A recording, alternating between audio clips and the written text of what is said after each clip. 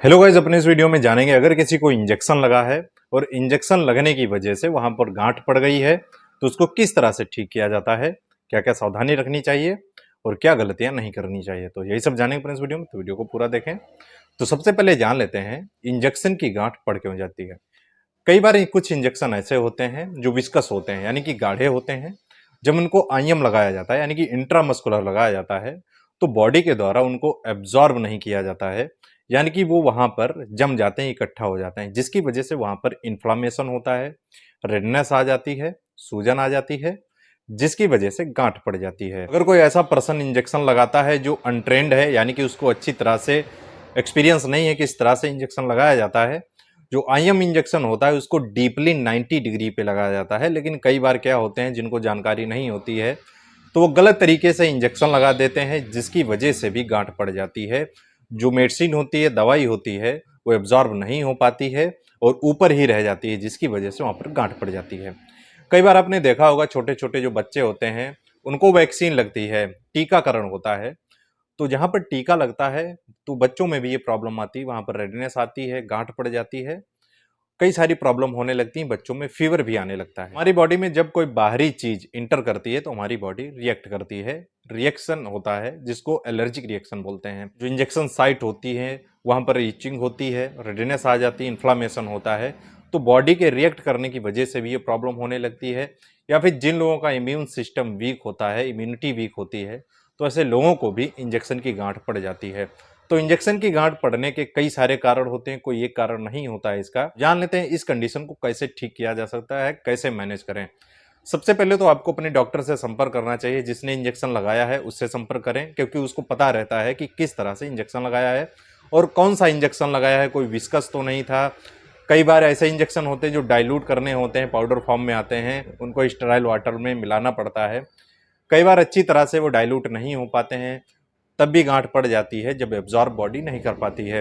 Injection जब लगाया जाता है उसके 24 घंटे के अंदर आपको महसूस होने लगेगा कि प्रॉब्लम हो रही है।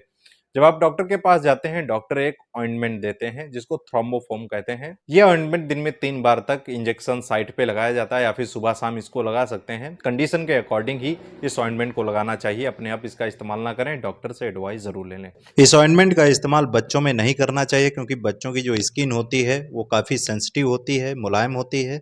अगर इस ऑइंटमेंट को लगाते हैं रेडनेस आ सकती है, एलर्जिक रिएक्शन हो सकते हैं। थ्रोम्बोफोब करता क्या है, जो गांठ पड़ रही है, जो टिश्यूज डैमेज हो गई हैं, वहां पर क्लॉट होने लगा है तो उसको डाइल्यूट कर देता है।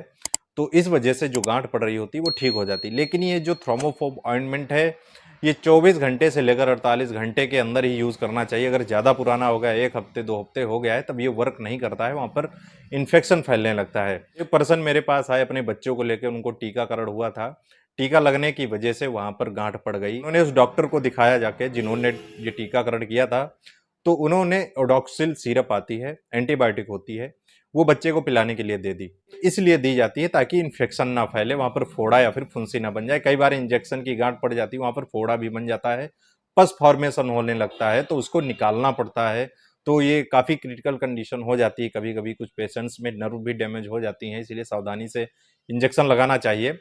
तो एंटीबायोटिक भी दे सकते हैं, लेकिन ये वर्क तभी करेगी जब इन्फेक्शन फैल रहा हो। स्टार्टिंग में भी दे सकते हैं, इन्फेक्शन को रोकने के लिए भी एंटीबायोटिक पेशेंट को दे सकते हैं, लेकिन साथ में आपको थ्रोम्बोफोम का ऑइंटमेंट जरूर देना चाहिए, जिससे कि वहां पर जो क्लॉट बन रहे हैं, टिश्यूज इकट्ठा हो रहे हैं, डैमेज हो गए हैं, तो उनको वो ठीक कर सकती है, वो डाइल्यूट कर देती है। एक और आप घरेलू नुस्खा अपना सकते हैं, गर्म पानी कीजिए, उसमें नमक डालिए और इसकी सेकाई कीजिए। जहां पर इंजेक्शन लगा है वहां पर सेकाई जरूर करनी चाहिए। कई बार डॉक्टर इंजेक्शन लगा देते हैं पेशेंट को, लेकिन वो बताते नहीं है कि आपको सेकाई करनी है। लेकिन आपको ध्यान रखना चाहिए, अगर कहीं पर इंजेक्शन लगाए, जो इंजेक्शन साइट है वहां पर आपको शाम को सेकाई जरूर कर लेनी चाहिए, डॉक्टर बताए या फिर ना बताए, क्योंकि इंजेक्शन जब लगता है तो वहां पर क्लॉट बनने के चांस ज्यादा रहते हैं। अगर दवा वहां पर एब्जॉर्ब नहीं बॉडी कर पा रही है, तो आपको अगर सेकाई करते हैं और नमक डाल के सेकाई कीजिए तो आपको रिलीफ मिलेगा, दर्द भी कम हो जाता है। कई पेशेंट मेरे पास ऐसे भी आए जिनको इंजेक्शन लगा था, उनको गांठ पड़ गई, वहां पर पस बनने लगा, फोड़ा भी बन गया, ऐसा लग रहा था कि बहुत बड़ा ही अपसेस बन गया है। तो ये सारी कंडीशन हो जाती हैं, आपको ध्यान रखना चाहिए और सावधानी रखनी चाहिए। एक ट्रेंड स्टाफ के द्वारा ही आपको इंजेक्शन लगाना चाहिए। तो दोस्तों आज के लिए इतना ही। आपको समझ में आया होगा इंजेक्शन की गांठ क्यों पड़ जाती है, इसको किस तरह से मैनेज किया जा सकता है। अगर आप इसके बारे में और भी ज़्यादा जानकारी चाहते हैं, किसी और बीमारी के बारे में जानना चाहते हैं, किसी और मेडिसिन के बारे में जानना चाहते हैं, कमेंट करके बता सकते हैं। इंस्टाग्राम पे मुझे फॉलो कर सकते हैं, मैसेज कर सकते हैं, ऑनलाइन कंसल्टेशन अवेलेबल है, आप मुझसे संपर्क कर सकते हैं। आई होप दोस्तों आपको वीडियो पसंद आया तो इस वीडियो को लाइक करें, चैनल पर नए सब्सक्राइब जरूर कर लें और बेल आइकन को भी प्रेस कर लें, जिससे इस इन्फॉर्मेटिव वीडियोस आपको हमेशा मिलते रहें।